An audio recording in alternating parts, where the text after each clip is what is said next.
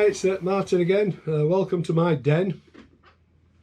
In this video I'm going to talk about the art of enjoying photography, because sometimes I do think that you can get a little bit bogged down with the technical side of it, you know, such as always having to think you have to use a tripod or a handheld light meter where you're measuring the film's dynamic range or placed in shadows on zone 3, zone 4, whatever, and etc. But sometimes, you know, you can get so bogged down with these technicalities, so to speak, that it can ruin an otherwise great hobby. I mean, if you're a professional photographer, you have to put up with these things and get on with it. But as a hobbyist photographer, and I've seen this happen, people can get so bogged down overthinking what they're doing, that it can ruin their hobby and stop them from doing it. So I think it's sometimes good just to let yourself go, take cameras that will take over the process for you in a lot of ways, and just take pictures and enjoy the photographic process. And this is what I did when we went to the Yorkshire Coast. We visited Whitby, Robin Hood's Bay and Staves, and I just took two cameras.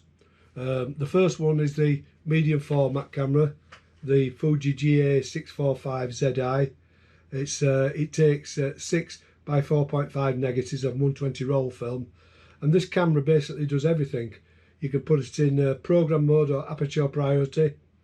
It's autofocus, auto exposure, auto wind on, auto rewind. It even stamps the date and the technical details on the film itself. So it's a great camera for just letting yourself go. It comes in a smallest package for a medium format camera. It's not too heavy, and as I say, you just see something that captures your eye, point the camera at it, compose the image and press the shutter, and it's done.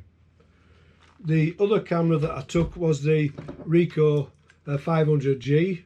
This is a 35mm rangefinder camera, and this one I had it given, and it had been in a cupboard for many years. I had to replace the light seals, and the batteries in these when they were new were the mercury type, which you can't get now. You can put alternative batteries in, but it can alter the way the meter reads. Correct me if I'm wrong, but I think it'll cause them to underexpose. So I didn't bother with the batteries or the internal meter. I used the Voigtlander VC2 meter on this, and all I had to do was point the camera at whatever I was photographing, adjust the two dials at the top until the green LED lights, and then transfer those readings to the shutter and the aperture, which is around the lens on this camera. So again, quick and easy to use, light package, set the exposure, look through the viewfinder and take the photograph.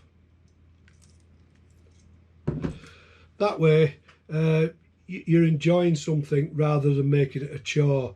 I don't say do this all the time, because you have to learn about photography, especially film photography, but use them the way that I did. I think you'd be surprised with the results that you can get just by walking around, seeing something, taking a photograph, not thinking too much. Now, the film that I used in these two cameras was Ilford HP5. I rated the HP5 at 800 ISO. Its box rating is 400, so it's a full stop increase. And I developed them in diaphine. Now, the reason why I did that was on both cameras I fitted an orange filter, and that would remove around about 1.5 to 1 3/4 stops of light, so that compensation had to be put in. Now, I was worried because the weather wasn't brilliant when we was there, although it did turn out okay when we arrived at his locations. It meant that I would get, even with the orange filter on, hand holdable shutter speeds. So that's why I use the HP5 rated at 800 ISO.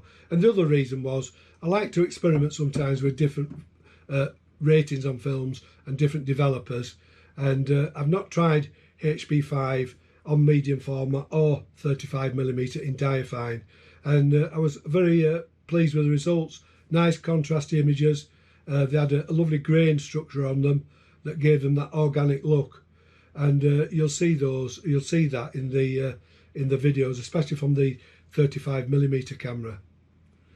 So on with the video. I'll put some notes below each picture to tell you which camera took the photograph.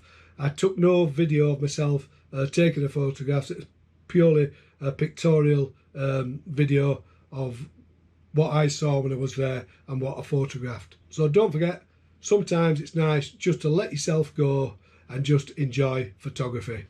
On with the video.